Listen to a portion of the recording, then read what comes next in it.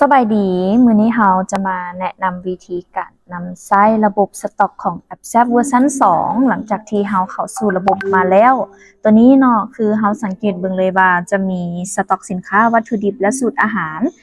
ทำอิฐเลยเนาะก็คือเราต้องเพิ่มวัตถุดิบเนาะว่ามีวัตถุดิบใดๆอยู่ในร้านเนาะตัวอย่าง เพิ่มวัตถุดิบไปเลยเรามาที่ฟังก์ชันวัตถุดิบ หลังจากนั้นตัวนี้เราสามารถจัดการประเภทได้ก่อนเนาะก็คือเพิ่มประเภทไปได้เลยตัวอย่างเอาประเภทกาแฟก็ได้ coffee ตัวนี้เราต้องเพิ่มประเภทเนาะหลังจากที่เราเข้ามาตัวนี้แล้วเรากดเพิ่มประเภท coffee หลังจากนั้นกดสั่งไปเลย หลังจากที่เราเพิ่มประเภทสำเร็จแล้วเนาะให้เรากดกลับคืนเลย หลังจากนั้นเพิ่มวัตถุดิบใหม่ตัวนี้มันให้เลือกประเภทเลยเลือกเป็นประเภท coffee ตัวอย่างเอา coffee กาแฟดำเนาะ black coffee black coffee ตัวนี้จะมีหลายๆหัวหน่วยไปเลยอาจจะใส่เป็นกรัมก็ได้ตัวอย่าง1 กิโลเรามีอยู่1,000 กรัมก็ใส่แต่ตัวนี้เนาะจะแม่นการสร้างวัตถุดิบเข้ามาราคาต้นทุนเท่าไหร่ตัวนี้จะได้เป็นต่อกรัมสมมติกรัมละพันตัวนี้เป็นตัวอย่างซื่อๆเนาะก็กดบันทึกไปได้เลยตัวนี้เขาก็เพิ่มวัตถุดิบมาใหม่ตัวอย่างเอาอยู่คอฟฟี่คือกันตัวอย่างเอาเป็นนมนูเนาะเป็นโอเคหัวหน่อยตัวนี้อาจจะเป็นมิลลิลิตรเนาะตัวนี้ราคาเท่าไหร่ต่อมิลลิลิตรตัวอย่างเอา2,000ก็ได้ตัวอย่างซื่อๆหลังจากที่เราเพิ่มวัตถุดิบสำเร็จแล้วเนาะถ้าว่ามีตัวใดเพิ่มขึ้นมาก็กดเพิ่มวัตถุดิบไปได้เลยตัวนี้เราจะมาสั่งสูตรอาหารเนาะคือตัวอย่างเราจะสั่งเป็นลาเต้มีส่วนประกอบใดๆเนาะให้เรามาที่สูตรอาหารเลยในการเพิ่มสูตรอาหารเนาะก็เข้ามาที่สูตรอาหารหลังจากนั้นเพิ่มสูตรอาหารไปได้เลยซื้อแม่นหยังสูตรอาหารลาเต้ตัวอย่างลาเต้ตัวนี้บ่มีหมวดหมู่เขาก็สั่งหมวดหมู่ไปได้เลยเนาะหมวดหมู่คอฟฟี่ตัวอย่างหลังจากนั้นกดบันทึกไปได้เลยตัวนี้สูตรอาหารของเขาจะสั่งสูตรของลาเต้มีส่วนประกอบใดๆให้กดเพิ่ม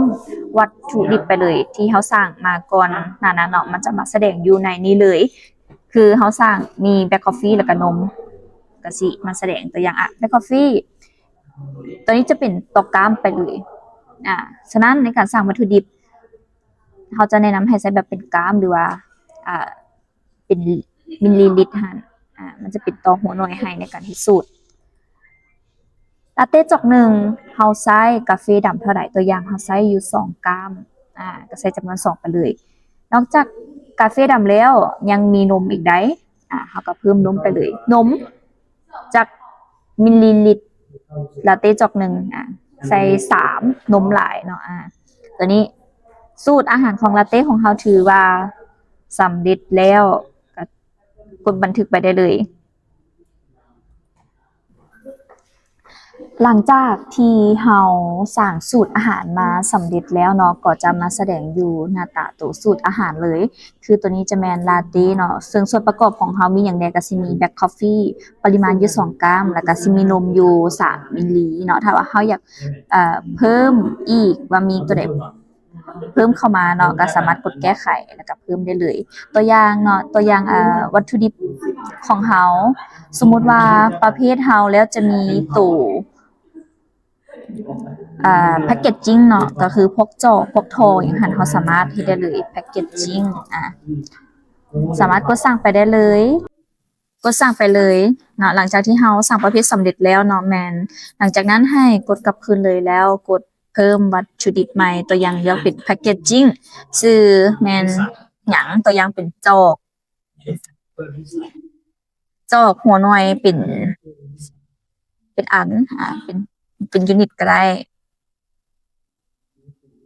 แล้วกดบันทึกไปเลย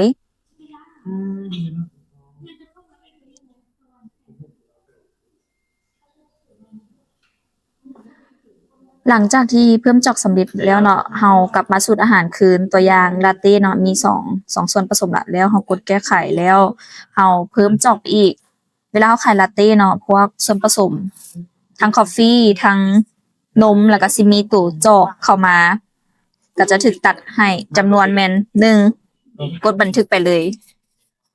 หลังจากที่เราสั่งสูตรอาหารสำเร็จแล้วเนาะให้เรากลับมาที่เมนูอาหารตัวอย่างเรามีรายการลาเต้อยู่แล้วเนาะให้ลิงก์กดลิงก์ตัวนี้เลยผูกกับลาเต้ที่เราสั่งไป ตัวนี้เลย กดลิงก์ไปเลย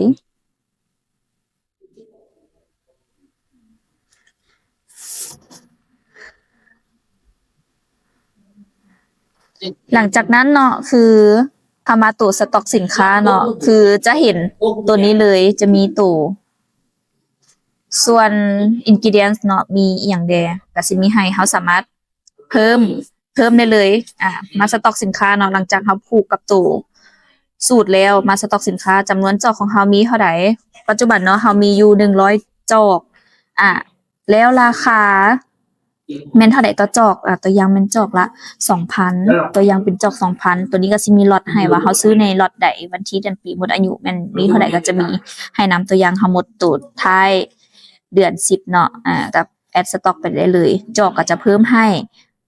เฮาเพิ่มอยู่100จอกละ 2,000 ก็สิเป็นมูลค่า 200,000 เลยนมของเฮากดบวกสต็อกไปได้เลยหลังจากนั้นแม่นเพิ่มไปตัวอย่างนมเฮามีอยู่10มีอยู่ 1,000 10,000 มิลลิลิตรเนาะราคาเท่าใดราคาต่ออันก็ 1,000 ล็อตที่เท่าใดสามารถใส่ไปได้เลยวันที่เดือนปีหมดอายุก็สามารถใส่ไปได้เลยแล้วก็แอดเข้าสต็อกได้เลยตัวนี้วันนี้กาแฟคือกันเลยตัวอย่าง 1,000 มีอยู่ 10,000 กรัมวันที่เดือนปีหมดอายุเท่าใดใส่ไปได้เลยราคาต้นทุนต่อกรัมเป็นเท่าใดใส่ไปได้เลย1,000 กีบก็แอดสต็อกไปได้เลยตัวนี้ก็จะไล่ให้เลยมันมีเท่าใดหลังจากนั้นเนาะเวลาเราขายไปเนาะตัวอย่างเรามีอยู่100จอกแล้วก็นมมี 10,000 แล้วก็สิมี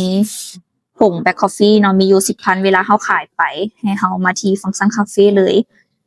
ลาเต้เนาะตัวนี้เราเอาแอดคาร์ดเลยหลังจากนั้นก็เช็คเอาท์ไปได้เลยจ่ายเงินโอนเด้อผ่านวิเซลกดสำระไปได้เลยเวลาเราขายลาเต้ไป